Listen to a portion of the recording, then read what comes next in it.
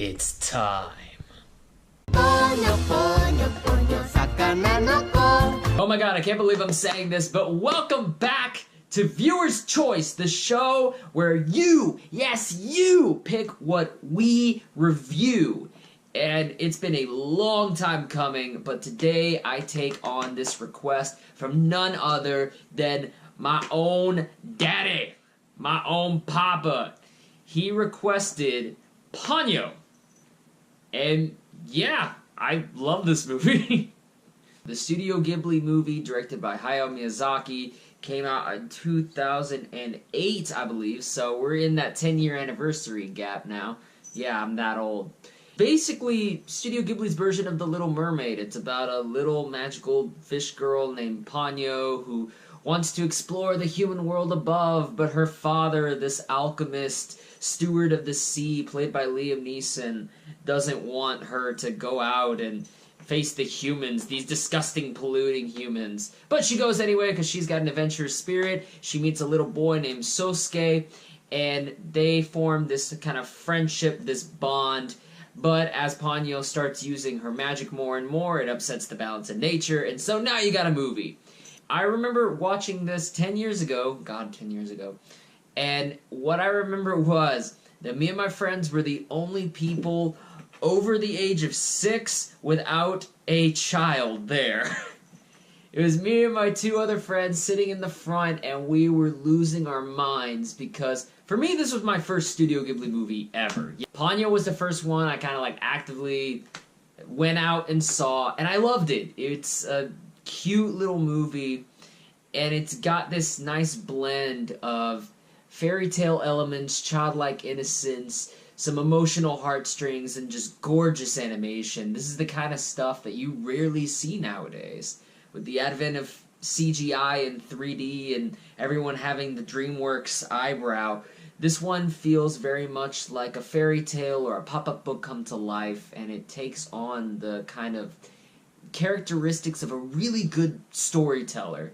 That sort of human touch, especially in the animation, you can kind of see, if you look in the backgrounds, not everything's perfect. There are like slightly curved lines that are imperfect, and you can see the pen scratches, but to me, that's kind of like, I like seeing great artists with personality. I'm not here for photorealism, so to speak. Studio Ghibli nails that. No matter what medium of animation they're doing, their characters, their storylines, their ideas, and their presentation all seemingly come from a genuine place.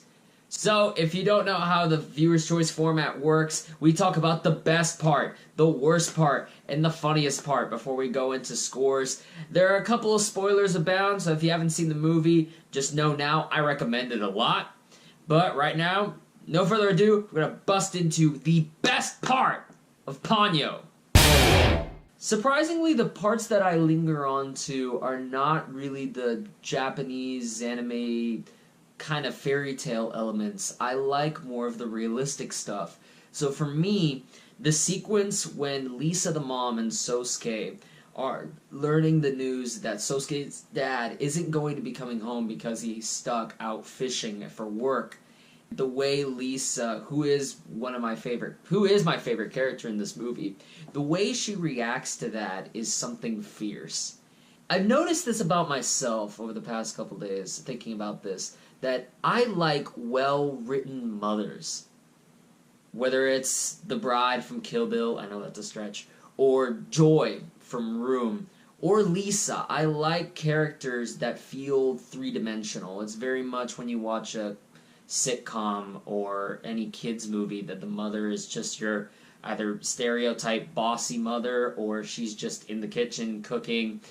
There's this, stereotype of an Asian woman, the docile, the submissive woman, but Lisa is not that. She hears the news that Takashi is not coming home and she loses her mind. Like, she goes in the fridge and gets a beer, and you can tell that she's frustrated, but it's not pouty, it's not whiny. It comes from a place that this woman is stressed. She's balancing her work life, this kid that's kind of adventurous and a little rambunctious too, And you can tell, like, a lot of stress is on her, but she's trying to put on a smile and keep on going, and she feels like a genuinely good character, even though some of the decisions she makes are a little questionable.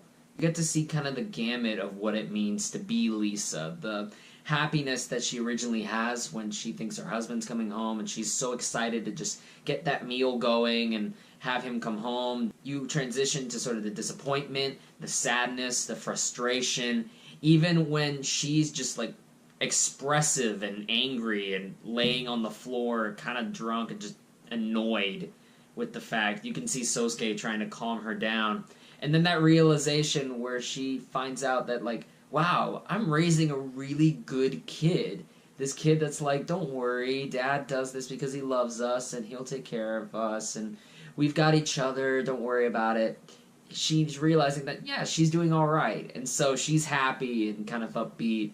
It reminded me kind of when I was a little kid and my dad would go off on, like, month-long business trips, whether it be, like, India or Poland, and it was just me and her.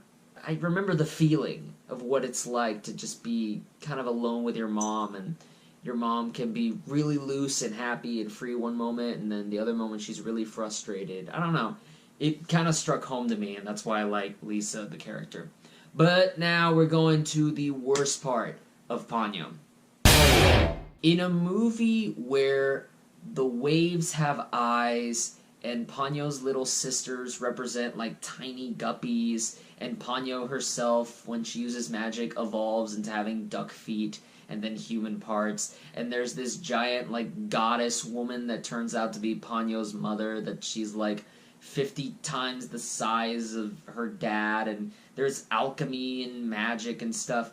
To hear Liam Neeson describe how when he drinks the bottles of magic, it's going and I can feel the magic spreading into my DNA. Or whenever Ponyo's magic starts upsetting the balance, he's like, you're upsetting the balance of nature. It'll take us back to the Cambrian age.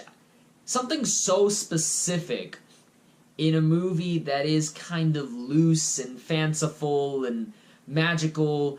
I didn't really need Liam Neeson trying to explain the intricacies of how Ponyo's magic will affect the balance of the world. I just kind of took it for what it is, so there's a kind of tonal hiccup whenever we're talking about that. That's probably a nitpick for me, so I'm not too concerned about it. And now, the funniest part of Ponyo. Going back to Lisa and Sosuke, this part just kind of gets me. It's the moment when I realized that Lisa was probably my favorite character in the movie, so I'm just gonna roll the clip. He says he loves you. He says lots and lots.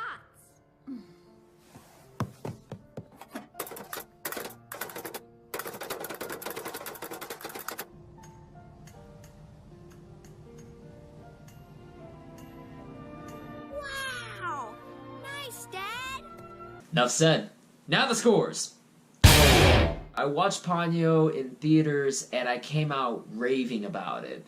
And watching this again, I wasn't quite raving. I think most of it is kind of the surprise. A lot of the weirder elements when you first see them, it catches you off guard. And for me, that was kind of like, wait, what? It made it more fun and exciting. Whereas this time around, I was able to kind of slow the movie down, take in a bit more of the atmosphere, the backgrounds, look at the types of animation, maybe the balance between digital and hand-drawn stuff. I got to focus a lot more on the characters this time around, too, and especially now that I had captions, the dialogue, I was able to kind of sink into that as well.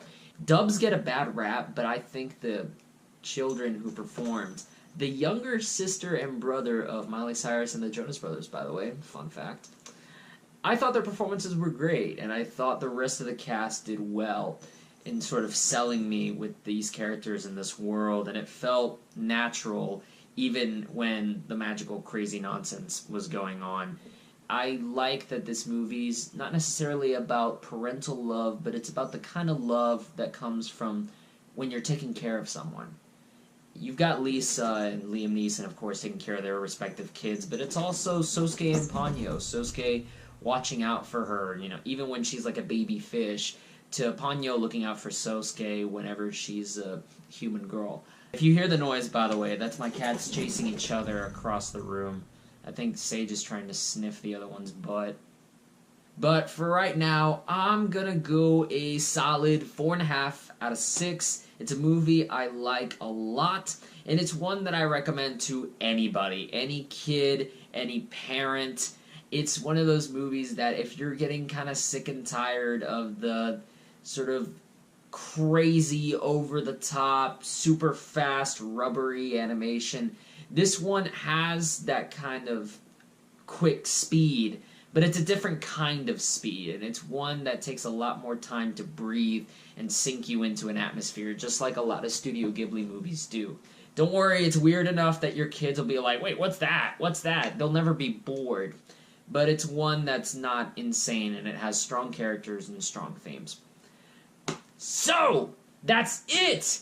First Viewer's Choice episode in months. Thank you very much, Dad, for suggesting that video. And if you, yes you, other viewers in the audience, if you want to recommend movies for me or the rest of the crew to watch, leave those in the comments below. I put those in a list, and I'll put your name right up there. So next time on Viewer's Choice, we're going to take a little deviation away from G-rated anime and go into a horror movie recommended by my buddy Matt. This is Siren. No, Ashley, not the Freeform show. That is purely your lane. 2016 movie. It's based off the short from VHS, and so we're going to try and grab all the guys around, maybe pop a couple brews, and have a good time with that. So if you like this, like it. If you want more, subscribe. And you can be the first to find out if you ring the bell when our videos are coming up. If you want to talk to us on other sites than YouTube, we got Facebook, Twitter, and Instagram. I don't know what we're doing with an Instagram, but if you have suggestions for what we should do with an Instagram, go ahead and put that down there too. As far as upcoming videos, we are watching Rampage this Thursday. I'm excited. I'm ready for a dumb gorilla, wolf, crocodile fight. It's stupid. Just let me have the stupid. And speaking of the stupid, we're going to get a double dose because we're joining our friends, Two Awesome Men, for Truth or Dare. That review is going to be on their channel, so I'll definitely put a link, probably in the Rampage review whenever it comes out. So until next time, thank you very much for watching. Y'all take care. I'm going to try to break up this violent cat fight. See you later.